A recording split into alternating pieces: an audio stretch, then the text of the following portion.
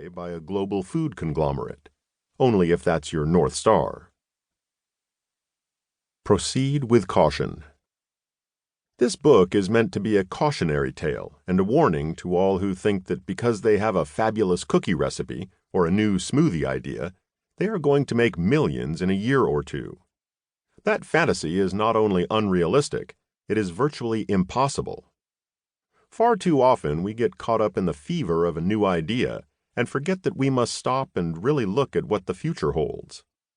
Sometimes we don't see that we are following the false positive of encouragement from friends and family, while in the end, the juice just isn't worth the squeeze. Ultimately, the point of this book is to encourage you to stop and think before you do anything else. Anyone who has been told that they really ought to take their home-baked dessert, homemade salad dressing, or whatever, and go into business selling them to the general public will hopefully find this book to be an indispensable guide. Sometimes it's worth pausing for a moment, putting some critical thinking to work, and understanding what you, as a potential founder, want out of life and out of your business. What are your expectations? What assumptions are you working with? Contemplate what resources you have access to and which ones you don't. What is unique to your brand? Hint, it can't be taste because that's subjective, and it can't be better ingredients because those are always evolving. So what else? What else can you defend? What else can you build value around?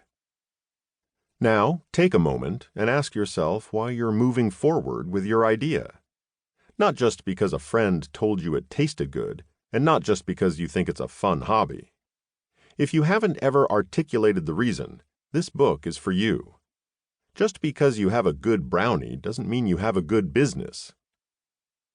You may have discovered that there are lots of general books about being an entrepreneur and what it takes to succeed in a difficult and challenging business environment. But the truth is, very few of those books are specific to packaged food and beverages. Sometimes I wish I didn't know as much as I do about the food business. Most of what you read in this book springs from my own experience. To learn more about how I arrived at the specific numbers you will see, I refer you to two excellent resources with powerful visuals. A 2018 CB Insights article titled Venture Capital Funnel Shows Odds of Becoming a Unicorn Are About 1%, and a January 25, 2017 PitchBook article titled 3 Charts That Show the Effect of Venture Fundraising on Founder Ownership by Adley Bowden. I used to believe that blind faith and grit meant things would work out. Sadly, they do not. That old adage rings true. If I knew then what I know now, I wouldn't have started. And it's expensive learning. Rather than keeping my expertise limited to coffee and lunch meetings, I'll put it in writing. I'll be the first to say that there are far too many brands out there. Too many people get into this business when they shouldn't. You see it for yourselves on the shelves. Do we really need 100 different energy bars? Maybe. Most likely not. What's the big difference between them all? It's not only taste. They're roughly the same bar and the same flavors in the same sizes. How many different ways can we use peanut butter and chocolate? And then you start getting the exotics, the turmeric and the goji berries and the hemp seed. It's just an endless iteration on a standard form.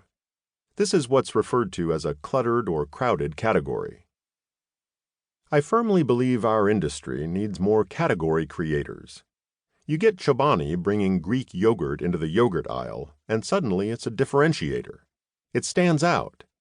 You get an energy bar that's placed in the fridge instead of on the shelf, or you're putting refrigerators in the baby food aisle, and suddenly that's a unique take on an established category. But those types of decisions are the longer, harder paths. They're also the decisions that create some longevity and some permanence. My focus as an investor, after a brief stint as a short-sighted VC, venture capitalist, is to create permanence in our food supply and establish brands with legacy. Pick your own path. Something I always enjoyed as a kid were the choose-your-own-adventure type books. I liked going back and forth while